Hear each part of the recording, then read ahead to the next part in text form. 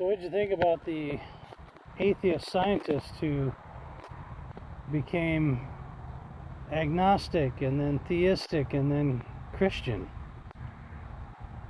Yeah, the evolutionary scientist who became a Christian. That was pretty remarkable.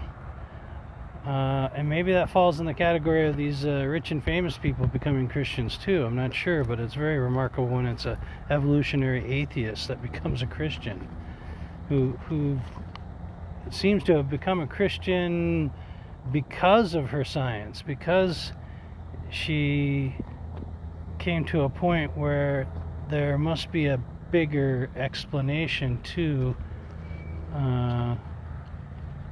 the answers to science than she was getting, I think.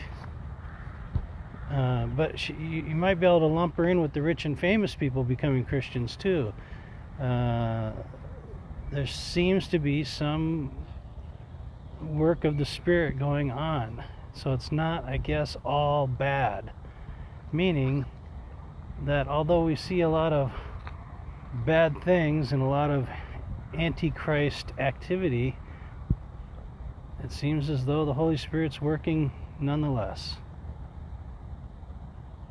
Yeah.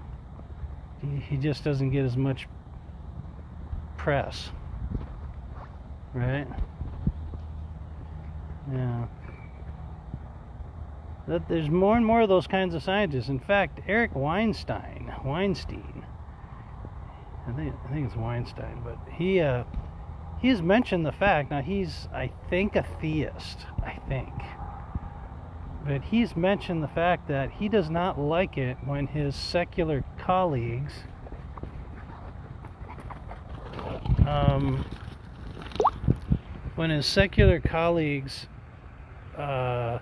downplay or dismiss their other scientific colleagues who happen to be believers. He thinks that is a wrong approach, and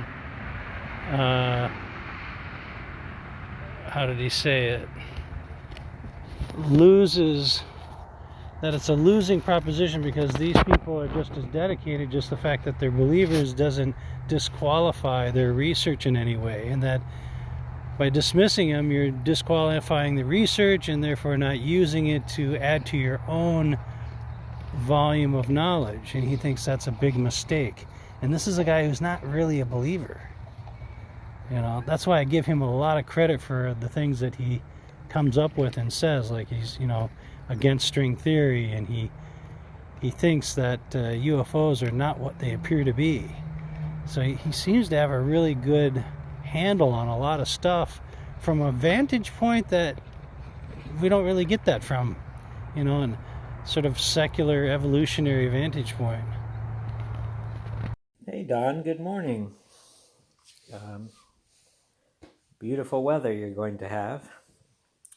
You could switch this afternoon from what you're wearing into your NASA coat once it hits 60.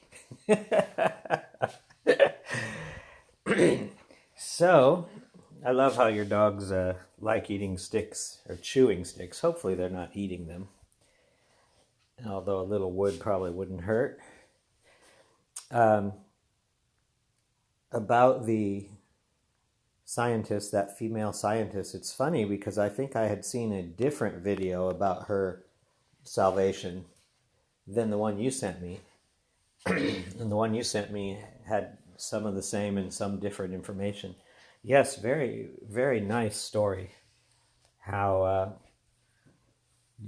you noticed these people kept inviting her to church and she kept saying no. And then they said, well, I'll tell you what, why don't you read the Bible? And by golly, that Bible, it's pretty amazing, isn't it? And remember, God says, when I send forth my word, it shall not return unto me void.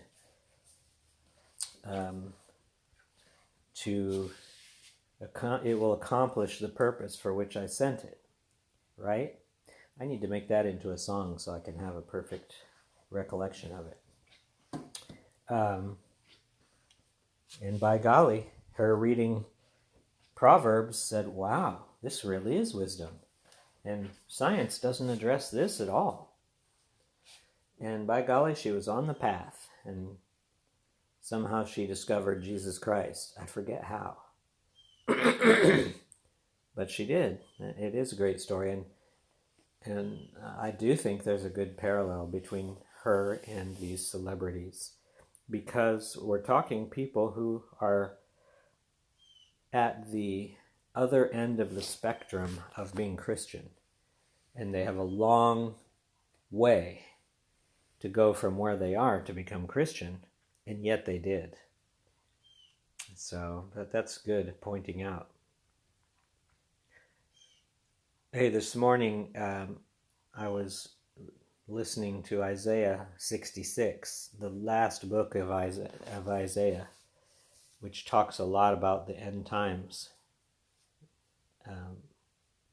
And it kind of lines up with the book of Revelation because it's the 66th book of the Bible. So Isaiah chapter 66 is the last chapter of Isaiah. So look at the very end of it.